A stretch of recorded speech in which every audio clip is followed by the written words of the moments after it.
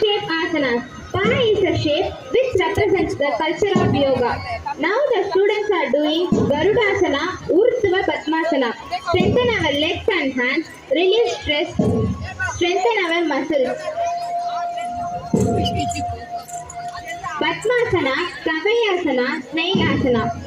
This is an ideal position for meditation, pranayama and clearance practices. Keeping the backbone strength while performing the asana improves the function of digestive organs.